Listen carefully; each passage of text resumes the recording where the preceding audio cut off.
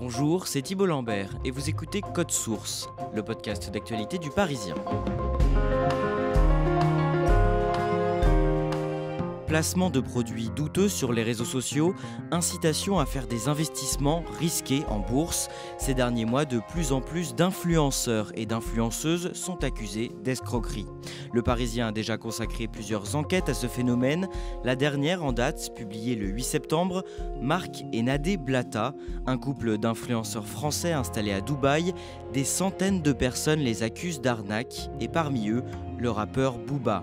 Alors qui sont Marc et Nadé Blatta? Élément de réponse aujourd'hui dans Code Source avec Ariane Rioux de la cellule Récit qui a signé cette enquête et Pamela Rougerie, elle couvre notamment l'actualité des réseaux sociaux.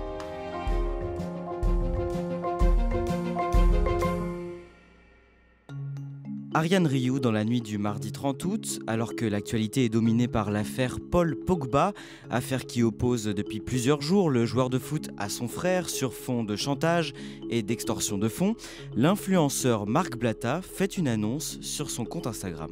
Oui, il annonce qu'il a lui aussi des informations sur cette histoire. Il dit, c'est ces termes, qu'il va casser Internet, qu'il faudrait faire une série Netflix de cette histoire. En gros, il met l'eau à la bouche à tous ceux qui sont abonnés à lui. Pamela Rougerie, cette promesse de scoop dans cette affaire, est-ce qu'elle est prise au sérieux ? Pas forcément, en tout cas pas dans les médias reconnus, établis. On voit que RMC reprend un petit peu l'info, mais sinon c'est surtout sur des sites dédiés au buzz, au people. Ça reste un peu surveillé quand même sur les réseaux sociaux parce que Marc Blatta, c'est un habitué de ces grandes sorties. Il fait souvent monter la sauce en story sur ses posts, mais quand on a pu avoir accès à ces fameuses informations, on s'est finalement rendu compte que c'était que du vent. La page Instagram de Marc Blatta affiche plus de 4,2 millions d'abonnés. Sur ce réseau, il partage entre autres son quotidien à travers les stories, des courtes vidéos qui disparaissent au bout de 24 heures. Ariane Rioux, à première vue, il semble mener la grande vie. Il vit à Dubaï, aux Émirats Arabes Unis, avec sa femme et ses enfants. Il s'affiche toujours avec des vêtements de marque dans sa villa, sa grande villa à Dubaï. On le voit régulièrement au volant de ses voitures de luxe. Il en a plusieurs. Il a même un chauffeur aussi parfois. En fait, il a un mode de vie très bling-bling, très clinquant. Alors on va voir ensemble comment il est devenu aussi influent et pourquoi lui et son épouse sont surnommés par certains les Balkany de Dubaï. Marc Blatta est un pseudo, Blatta signifie sans gêne en hébreu. Son vrai nom est Marc Tevanin, il a 35 ans. Qu'est-ce qu'il faisait avant d'être remarqué ? Alors on sait qu'il a grandi en Île-de-France, en région parisienne, qu'il était DJ. Et d'ailleurs, c'est à ce moment-là qu'il a pris le surnom de Blatta. C'est ses amis qui l'avaient renommé comme ça à cause de sa personnalité. Donc on l'appelait DJ Blatta. Et c'est d'ailleurs grâce à cette activité qu'il a été repéré ensuite pour participer à une émission de télé-réalité. Cette émission de télé-réalité s'appelle La Belle et ses Princes presque charmants, diffusée sur W9. Le tournage de l'émission a lieu en 2011 et elle est diffusée en 2012. Il est comment dans cette émission ? Physiquement, c'est un homme musclé, rasé de près, qui est barbu. Donc dans l'émission, c'est l'un des prétendants. Il est censé séduire une jeune fille. Le principe de l'émission, c'est un peu comme un bachelor. Et lui, c'est vrai qu'il se détache tout de suite. On le voit beaucoup, on l'entend beaucoup. On découvre très vite sa personnalité. Juste après le tournage de cette émission, il rencontre sa femme, Nadira Chaouch. Alors elle, à l'époque, elle n'a rien à voir avec la télé-réalité. Elle a un travail assez classique. Elle travaille dans une entreprise de transport.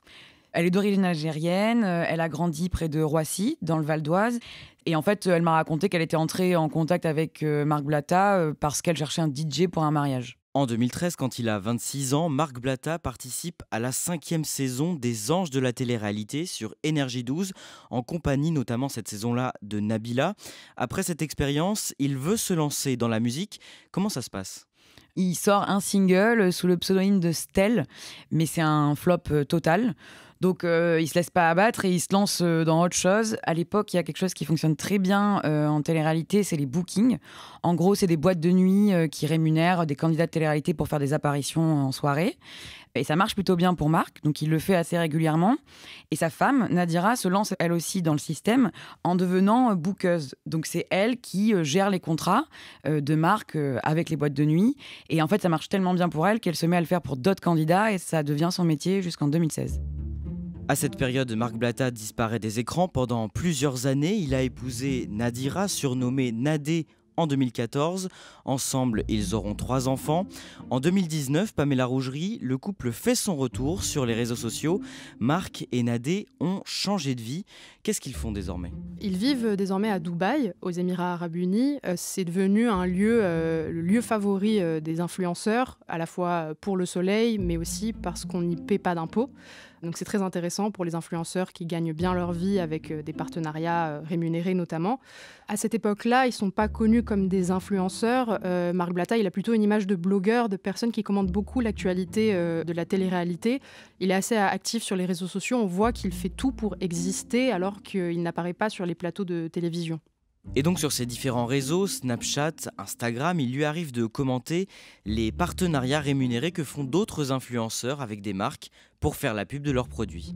Il critique les placements de produits, par exemple, qui sont très nombreux dans le milieu des influenceurs. Parce que nous, à la base, on mène un combat, qu'il n'y ait plus de produits hors normes sur le territoire. Vous avez vu, j'ai posté des ceintures abdominales qui ont brûlé des gens. J'ai posté des aspirateurs à boutons qui ont causé des plaques sur le visage de certaines personnes. J'ai posté énormément de choses, c'est une dinguerie.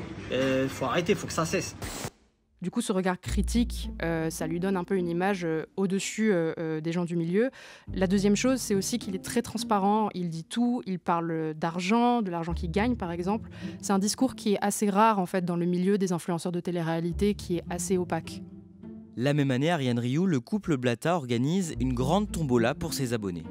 Oui, il leur annonce en grande pompe qu'il va leur faire gagner un appartement et une voiture à Dubaï.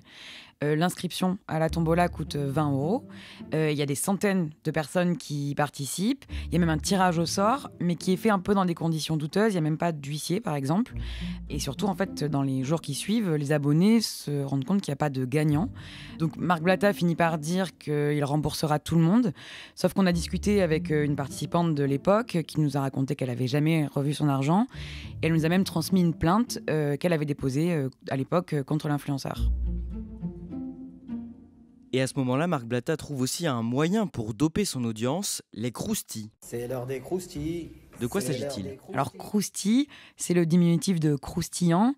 Ça désigne des potins, des scoops, surtout sur des personnalités de télé-réalité, mais il raconte aussi des choses sur des rappeurs, des footballeurs. Du coup, les gens ont envie d'en savoir plus, donc ils s'abonnent à son compte et ça lui permet de faire des placements de produits les jours qui suivent et d'augmenter ses tarifs et donc de gagner de l'argent comme ça. L'année suivante, début 2021, Ariane Rioux, vous vous rendez à Dubaï pour Le Parisien pour une série de reportages sur ce nouvel Eldorado des influenceurs français. Et à cette occasion, vous êtes reçu chez Marc et Nadé Blatta. Comment se passe la rencontre ? J'avais rendez-vous un matin chez eux, dans leur villa à Damac Hills, qui est une communauté huppée de Dubaï où toutes les maisons se ressemblent. Ils m'accueillent, moi et le photographe du Parisien, dans leur maison. Ils sont plutôt sympathiques, ils nous montrent leurs œuvres d'art un peu chez eux. Mais à l'époque, leur maison est en travaux, donc ils nous proposent d'aller boire un café dans le centre-ville, près de la tour Burj Khalifa. On se rend là-bas dans leur voiture de luxe très grande, avec un chauffeur. On est séparés du chauffeur par une vitre. Et il y a un détail qui me marque dans la voiture, c'est que sur les appuis-têtes en cuir blanc, je vois leurs initiales qui sont gravées. Et qu'est-ce qu'ils vous racontent à ce moment-là sur leur mode de vie ? Ils nous racontent qu'ils adorent la vie à Dubaï, qu'ici, ils peuvent entreprendre comme ils le souhaitent, qu'il y a beaucoup moins de barrières qu'en France, qu'ils ont les moyens d'avoir 2 nounous qui s'occupent de leurs enfants, donc ils sont beaucoup plus libres de leur temps, qu'ils ont finalement une vie qui était complètement différente de celle qu'ils avaient avant en Île-de-France. Quelques semaines plus tard, le 26 février 2021, Marc Blatta sort un très gros scoop. En résumé, une candidate de télé-réalité, Carla Moreau, aurait eu recours à la sorcellerie pour tenter de nuire à la carrière de certaines rivales. 4 jours plus tard, le lundi 1er mars, Marc Blatta est l'invité exceptionnel de l'émission de Cyril Hanouna sur C8. Alors, on lui déroule le tapis rouge. Pour le coup, c'est le premier gros scoop que Marc Blatta a réussi à sortir. Et donc, il apparaît en visio dans sa villa à Dubaï. Cyril Hanouna lui pose plein de questions, il le tutoie. Enfin, l'ambiance est assez bon enfant. Marc Blatta, alors c'est vous qui avez sorti cette affaire. On a du mal à y croire, c'est incroyable une histoire comme ça. On se dit, mais dans quel monde on vit ? J'ai dit exactement la même chose lorsque j'ai reçu les pièces à conviction. Après, je ne vais pas m'exprimer comme ça parce que c'est pas mon travail, je suis pas policier. Mais comment ça se fait que c'est vous qui les avez reçues, Marc ? Je suis un petit peu connu sur les réseaux sociaux. Je même sais, bah plutôt ouais, pas ouais. mal. On sait, et il l'a déjà dit, qu'il lui arrive de rémunérer les sources qui lui envoient des choses. Sur cette histoire-là de sorcellerie, il n'a jamais révélé qui lui avait envoyé les enregistrements et toutes les informations qu'il a divulguées ensuite. Ariane Rioux, cette séquence lui apporte une énorme visibilité.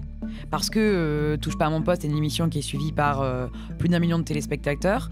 À l'époque, sur les réseaux sociaux, Marc Blatta a seulement quelques milliers d'abonnés. Et donc, il y a plusieurs personnes qui m'ont raconté que c'est après cette séquence-là qu'ils se sont mis à le suivre sur les réseaux sociaux. Et du coup, sur ces réseaux, il change complètement de stratégie. Et sa femme, Nadé, aussi. C'est assez flagrant les semaines qui suivent l'émission. Elle va supprimer toutes ses photos d'avant. On sent qu'ils font un peu table rase du passé. Pamela Rougerie, Marc Blatta ne s'en cache pas, il gonfle artificiellement son nombre d'abonnés sur Snapchat et sur Instagram. Oui, il l'assume totalement, il achète des faux abonnés en masse, ça se compte en millions, donc ça lui permet d'atteindre les 4 millions d'abonnés, sachant que lui, il vise les 10 millions, parce qu'il dit qu'à ce moment-là, il se fera respecter. Il le fait aussi pour prouver, en quelque sorte, que tous les influenceurs font ça, que c'est assez facile d'accès, d'autant plus que c'est pas si cher que ça. Sa femme, Nadé, dit qu'il a déboursé seulement 5 000 € pour gagner quelques millions d'abonnés.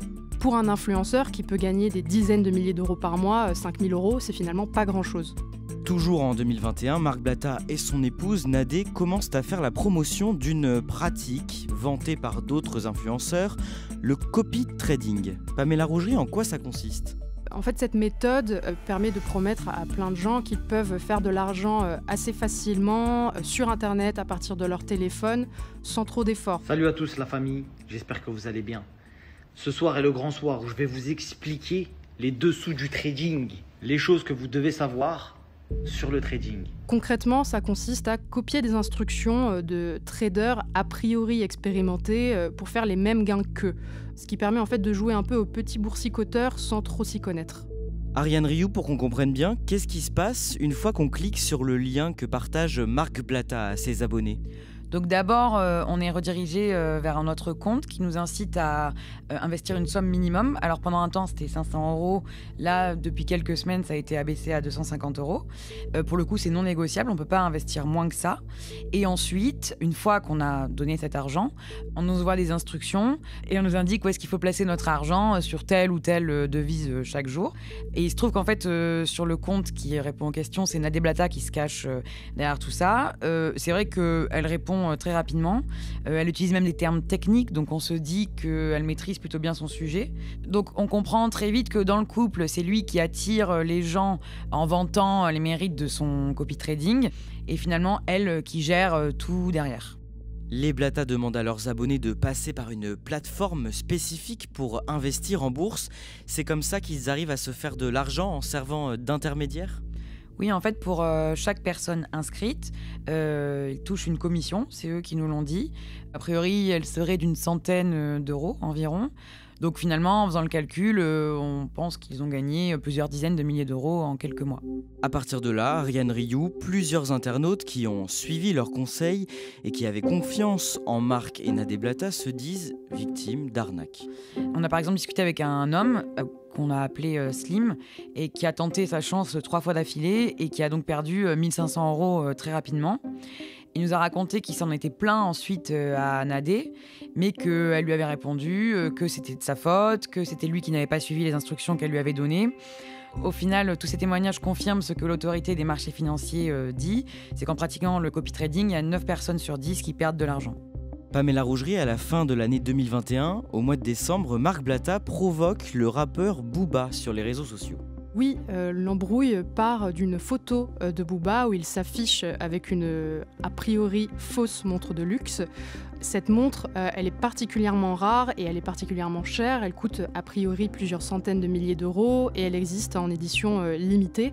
Du coup, pour Marc Blatta, c'est l'occasion d'afficher Booba avec cette fausse montre et aussi de se moquer de lui dans plusieurs publications. Sauf que Booba, lui, l'a très très mal pris. Et donc, que fait Booba à la suite de ce clash ? À ce moment-là, il se lance dans une sorte de grande lutte, de grande bataille contre le monde des influenceurs de télé-réalité et des arnaques. Dans une interview au journal Libération, il explique que c'est à partir de là qu'il a exploré un peu plus le profil de Marc Blatta, qu'il a remarqué que Marc Blatta versait beaucoup dans le trading, les crypto-monnaies, les placements financiers un petit peu douteux en fait.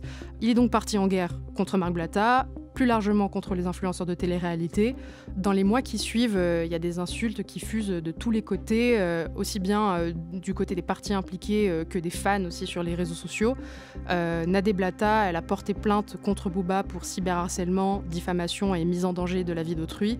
Et de son côté, Booba lui a déposé plainte contre Marc Blatta pour faux, usage de faux et harcèlement moral.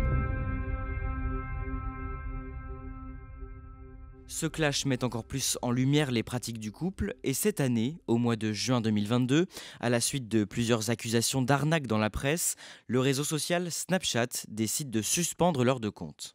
Oui, le compte de Marc est suspendu le 6 juin, celui de Nadé le 14 juin. En fait, la plateforme avait reçu des signalements d'internautes en masse et depuis quelque temps, elle a durci sa politique face au placement de produits et au comportement un peu hasardeux. En janvier, d'ailleurs, elle avait déjà supprimé une quinzaine de comptes d'influenceurs qui ne respectaient pas les conditions d'utilisation. Sauf qu'en revanche, sur Instagram, qui appartient à un autre groupe, au groupe Meta, le couple Blatta continue tous les jours sa publicité. Essayez-vous.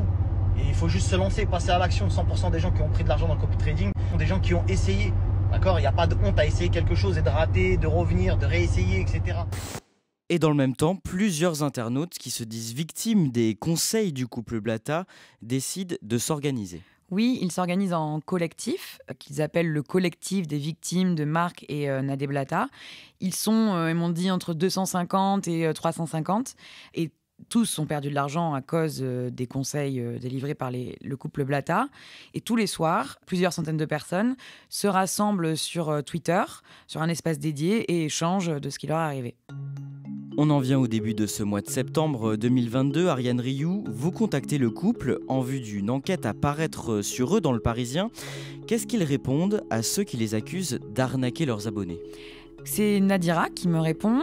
Elle est d'abord sur la défensive, parce qu'il y a eu pas mal d'articles qui sont sortis un peu sur ce qu'elle fait, mais elle finit par me dire qu'elle assume tout ce qu'elle fait avec son mari. Pour elle, il n'y a rien d'illégal dans leur pratique. Elle me dit même qu'il faut faire la différence entre le côté illégal et le côté immoral. Elle dit que le copy trading n'est pas une escroquerie, que c'est un investissement, certes, mais plus ou moins risqué, et qu'il faut être prêt à perdre de l'argent. À un moment dans la conversation, Marc Blatta prend le téléphone pour finalement me répéter ce que m'a dit déjà sa femme. Mais il assume aussi le fait qu'il fait ça pour l'argent. Et il dit même cette phrase qui m'a marqué, je ne suis pas un bon samaritain. Votre enquête, qui recoupe plusieurs témoignages de victimes, est publiée le 8 septembre sur leparisien.fr. Elle est titrée « Buzz, bling bling à Dubaï et placement risqué, qui sont les influenceurs Marc et Nadé Blatta, bête noire de Booba ?» Comment réagit le couple après l'apparition de cet article ? Ils vont utiliser leur réponse dans Le Parisien pour faire leur pub. Ils vont sélectionner juste un passage qui disait que certaines personnes avaient réussi à gagner de l'argent, le mettre en avant, sans mentionner tout le reste de l'article et les témoignages des victimes ou encore les risques que les gens peuvent encourir en participant à tout ça. Ariane Rioux, aujourd'hui, le copy trading est le cœur de l'activité de Marc et Nadé Blatta. Est-ce qu'ils risquent des poursuites judiciaires pour ça ? Oui, c'est possible. En tout cas, le collectif dont on a parlé un peu plus tôt a contacté un cabinet d'avocats qui, pour l'instant, a réuni 90 témoignages. Ils sont en train de recueillir tous les documents et ils comptent donc déposer une plainte auprès du parquet de Paris. Il est déjà arrivé en France que des influenceurs soient épinglés, mais c'est vrai que ça prend souvent du temps. Par exemple, en 2021, l'influenceuse Nabila avait été condamnée à une amende de 20 000 € pour pratique commerciale trompeuse pour avoir fait la promotion d'un site boursier sans mentionner qu'elle était rémunérée. Sauf que c'était en 2018 et elle a été condamnée 3 ans plus tard, ce qui montre que c'est souvent très long et que les services de l'État sont un peu dépassés par ces nouvelles pratiques.